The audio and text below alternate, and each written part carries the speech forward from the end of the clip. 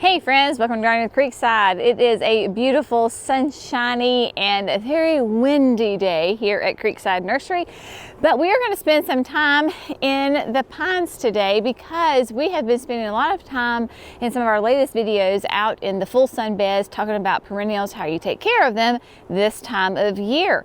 I want to spend some time in the pines because that is my shady area, one of my shady gardens, and I want to share some pruning maintenance tips for my folks who do have shade gardens at their home as well.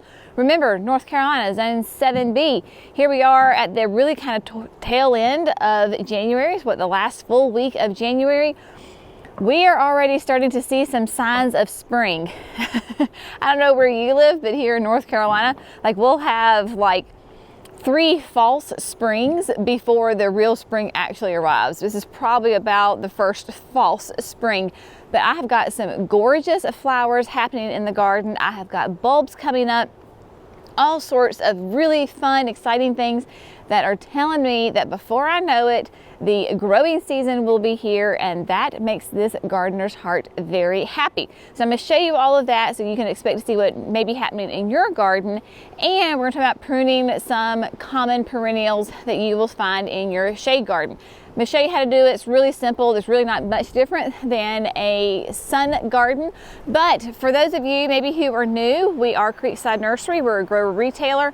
And there's Miss B looking so nice and fine on the bridge with her Valentine bandana. But this area across the bridge is what we call the pines. I think you can understand why. It is full of pine trees.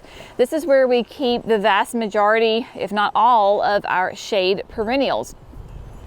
We do display gardens all throughout the nursery rather, because I want to share with our customers ideas, inspiration. How can you take a problem area like I have and turn it into something beautiful? So that is why we're going to spend some time here in the pines looking at the gardens. I'm coming off the bridge, and perennials right away that I see that we're going to clean up. We have the Solomon seal. Those are the sticks. This should have been cleaned up a long time ago. But, you know, the nursery's been closed for the past 2 months, so it's been really low on my priority list. We have the little redhead spigelia that we are going to take care of. Gorgeous, beautiful native plant that does beautiful red flowers, red and yellow, that the hummingbirds just love. There's multiple clumps down through there that we're going to take care of. And then also right in here, I want to share with you some updates on the Lenten roses, the hellebores. I planted several of these earlier in the fall rather, and they are doing great. So this is the color, let's see if I can find it right here, the Gold Collection Jacob. And Jacob has a really nice creamy white flower. This is an older one. You can see that it is turning kind of a lime green. So we have hellebores blooming like crazy in here. And then one of my all-time favorite hellebores, hellebore Lenten rose. Same thing, right? Hellebore is the Latin plant name for it. Lenten roses could be what we would consider like the common name. So over here we have, oh my gosh, she's a beaut, y'all. This is the Ice and Roses Red. Look at that. Is that not just glorious? So incredibly beautiful. This is her second season in the garden. She bloomed here last year. Just gorgeous. Hellebores are great because they are very, very hardy. They are deer resistant. Brenna just poked herself with the stick. Silly girl. But hellebores are evergreen. They do beautiful flowers this time of year when really maybe nothing else is blooming in your garden unless you have camellias. So they are a welcome sight to say that spring is coming, that the deer resistant, evergreen, extremely low maintenance. The old-fashioned varieties would self-seed, so they would send out seeds, and depending on how you feel about that, they could be invasive, but they're great for shade gardens. These newer varieties are sterile, so all that I have right in here are all sterile, so I don't have to worry about, you know, having thousands of hellebores popping up everywhere. So there's another one that I want to show you, but while we are here, look what I see. Do you see those little jonquils popping up? Yes, yes, yes. So these are jonquils. This will be their 3rd season in the ground here. I know that if you're in a similar condition like I am, that you probably have bulbs popping up. I actually have snowdrops blooming at the house. Then my jonquils are popping up. No sign of the tulips yet, which is a good thing. They need to get the roots going a little longer. This is, like I said, the 3rd year for these guys. Gorgeous, just beautiful. But don't worry about them. If they're popping up, they're fine. These plants are tougher than what we think. I know that we're probably gonna have like they're calling for another big freeze in like 2 weeks. If you have bulbs popping up, you don't need to do anything to them. Just leave them alone. Hellebores, you don't do anything to them. Leave them alone. There's been many, many instances of hellebores blooming while they're covered in snow. It's okay. So just leave them alone. They will be fine and they will take care of themselves for sure. I do want to come in and show you how I am going to prune the Ascot Rainbow. This is a spurge. You can see it's looking a little rough because this is the old foliage from last year and there's a couple of them right there. So I'm going to show you how to take care of those. I'll give you an update on the camellia that I planted just right over there on the side of Brenna. It survived the Arctic blast right there at Christmas, the 7 degrees. It did have a couple of buds on it at the time. Obviously, those dropped off. But this is a Sasanqua camellia, which means that it blooms in the fall.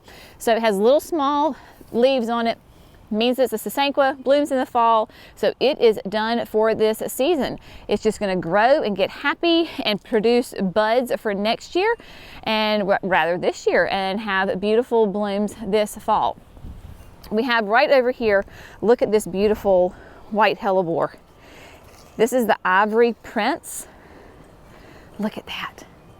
Look how big those flowers are. Isn't that beautiful? I'm telling you, if you don't have Lenten roses in your garden, you really need to add them. They are extremely versatile as far as the different growing zones. We are 7B. I know people I'll have to look to see the hardiness zones on them, but they can go pretty cold. They can go pretty cold and then just so sweet for sure out in the garden. So we're going to spend some time. I'm going to walk you through certain plants here that I want to prune, show you how to do it, show you how easy it is. I know a lot of people are itching to get out in their garden. So unless your garden is absolutely covered in snow and ice, you can get out there. There is something to do in your garden. I am sure of it. So I'm going to share with you what I am doing today in the shade garden. So here we are deep within the pines, and if you're familiar with the pines, the refrigerator planter is right to my right, and then the Easyscapes for shade is right behind me. In this area, I have a great collection of ferns. Obviously perennials. You can clearly see that they have gone dormant for the season. I do not know the official name of this fern. It came from my Aunt Vonnie, who lives down in outside of Orangeburg, South Carolina, in the community of Four Holes. She gave them to my mama, gosh, like 20, 30, 40 years ago, forever ago. Mama's had them, they've done great, so then Mama gave them, divided and gave them to me.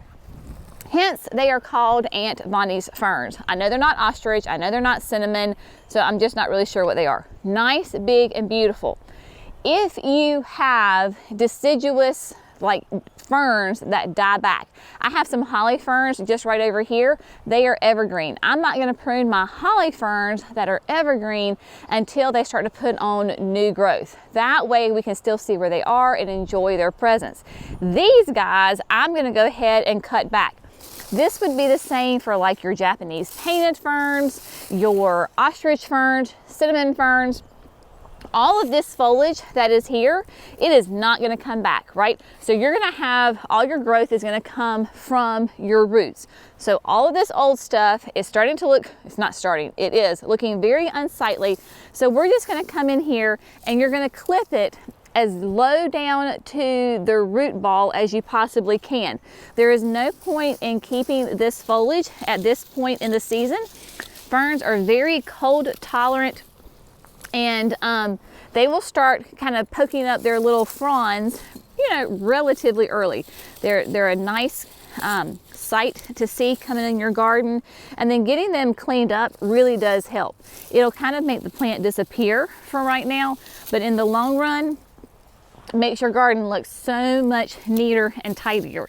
If you do have a shade garden and you don't have ferns, I would highly recommend that you start looking around and adding some to your garden.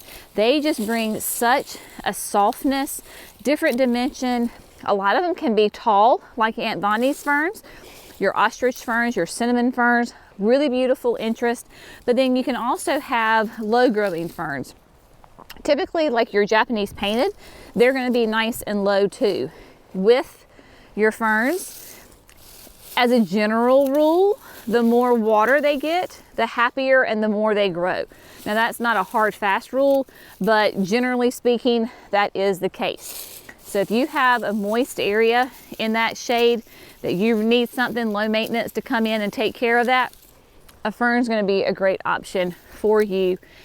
Absolutely. So there you can see, I just pruned that one fern. It looks like it has disappeared, but it has a nice root system here underneath the pine needles. And you know what?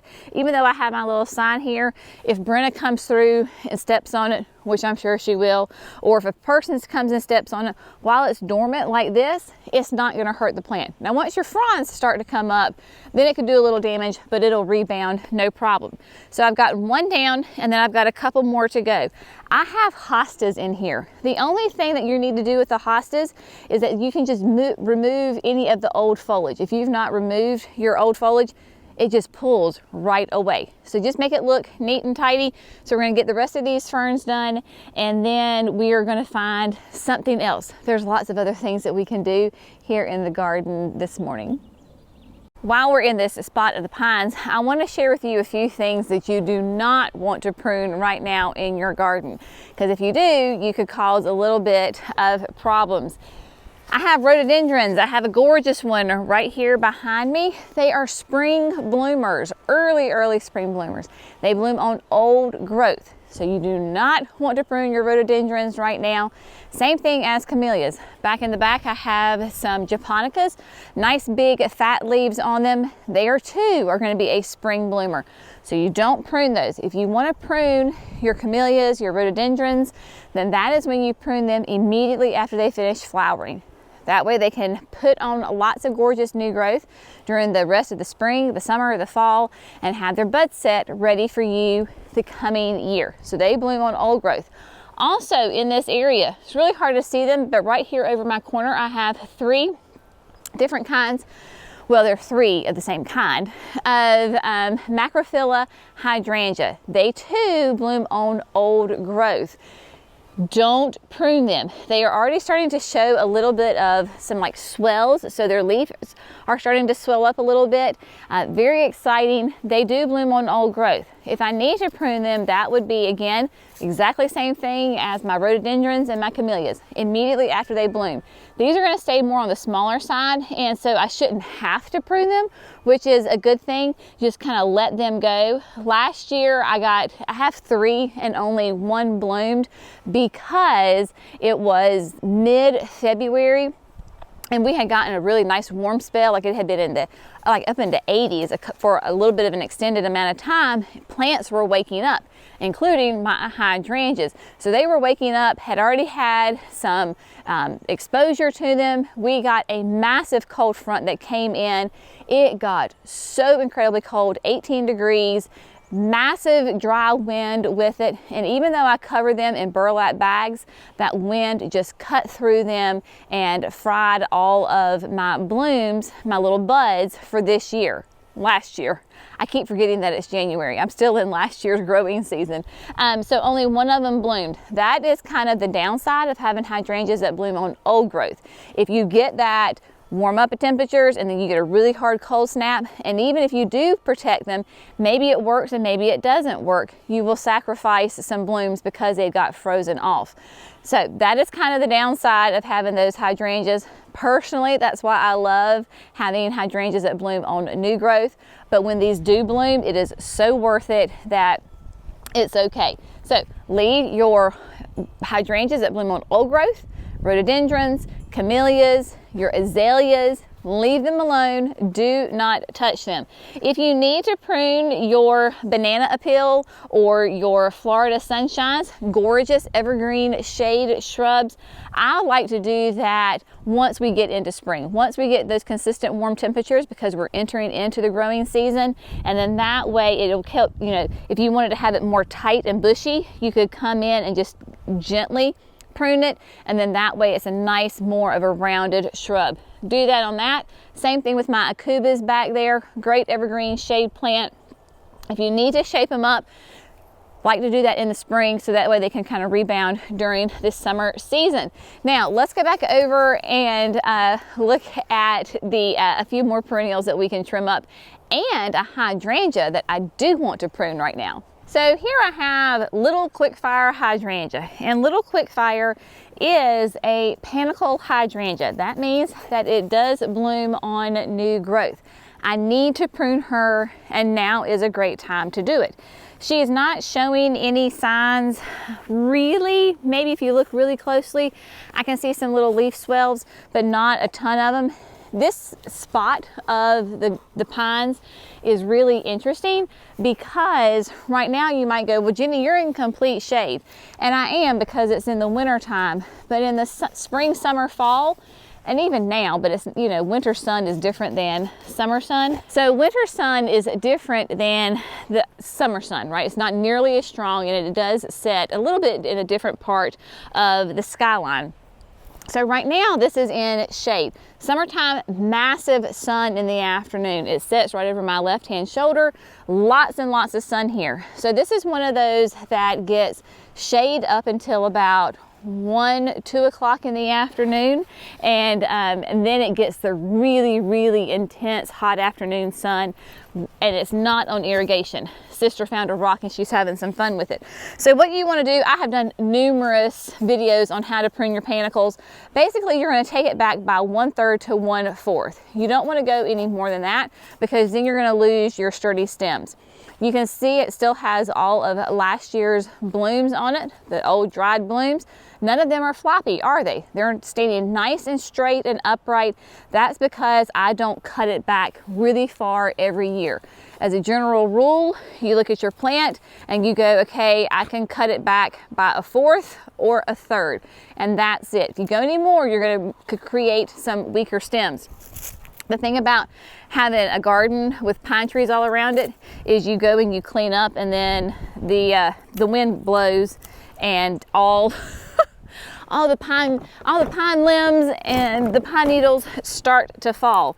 If you want to be nice and precise, you can go right above where you see those little leaf swells. They're pretty obvious. They're these little nodes that pop up, and if you don't have the time for that, it really doesn't matter. They're very quite forgiving, and you can just go ahead and prune them back. I have macrophylla hydrangeas right around on the other side where they get more shade, and I am going to leave those alone, just like the rest of my hydrangeas that bloom on old growth. You can make pretty quick work of this, even when you're being precise. This just ensures that we're going to have beautiful new growth, which means new flowers. So we're going to finish up this hydrangea, and then I've got some Japanese anemone, and then what I showed you at the bridge, we're going to take care of that as well. I have a beautiful clump right here, a mass of the Japanese anemone from Proven Winners. This is Fall in Love Sweetly. It is a fantastic, easy, low maintenance perennial that is a great fall bloomer. Nice double pink blooms on it. Nice and easy, really fun fall interest, because the seed heads, they almost look like cotton, but it's a lot more airy. If you've done Japanese anemone in the past, you know that they can be invasive.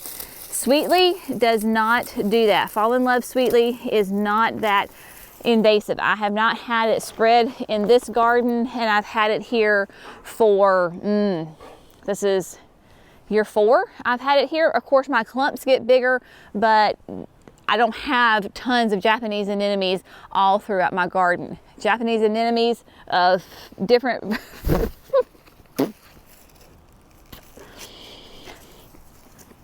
other Japanese anemones, the old varieties, would definitely be quite invasive in your garden. I have not had that experience with this, and that is what is so great about the Proven Winners variety. Very, very simple, y'all. You have dead foliage, cut it off.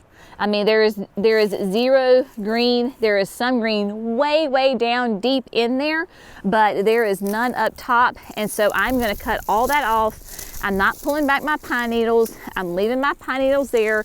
It'll help protect anything that's going on. If you see some green, those are my weeds. Yes, we've got clover in here that needs to be taken care of.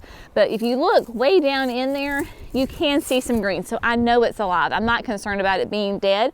But just cleaning this up, because you want to clean all your old foliage off before any of the new foliage comes back. So much easier to go ahead and just clear cut the old stuff before the new stuff comes back. Obviously, you don't want to cut your new foliage, right? So it's just really simple. You just kind of move on down the line, keep your dog out of the way, who likes to be all up in your business all the time. And yeah, just go to town, have fun. If you want to, an easy way is just to grab it up in your hands and come in like a ponytail and cut a big clump just like that, and then throw it in your bucket. So a little bit of maintenance, even though it's a little cool and definitely very windy out here today, I am still outside. I am still in my garden. I am still getting something done. It makes me happy. Even if I only had 5 minutes today, it's like pick something. Pick one thing to do to make you feel productive and being outside in your garden. I know my sweet people who are buried under snow. I understand. Well, I don't understand. What am I talking about? I've never lived that, but I can imagine how anxious you are to be out in your garden. And all I can say is to offer you a little bit of encouragement and just say spring will be coming. I promise. It has come every year. It will come this year again as well. And it's going to be a beautiful season. So just hang in there. We'll do some gardening for you here in the South. Your spring's coming too. I promise. So get this done, and then we're gonna go over to the little redheads and do those as well. This makes it really easy because it has that nice upright habit. I'm gonna take it, and then bada boom. There you go. Easy as that. Again, new growth comes up from the bottom. Get rid of your old foliage. It is definitely that time of year to do it. I left it here because, again, you can have some nice winter interest in your garden. But winter is going to be coming to an end within the next, 6 weeks or so. These could be, shooting up new growth. So I want to get rid of this before the new growth comes. And then my Solomon seal that is just right behind me, it's those gray sticks. I'm just going to pull them out of the ground. Very, very simple. They're going to pop right out of the ground and be nice and easy. So we're going to get this area cleaned up, and then today's task will be done.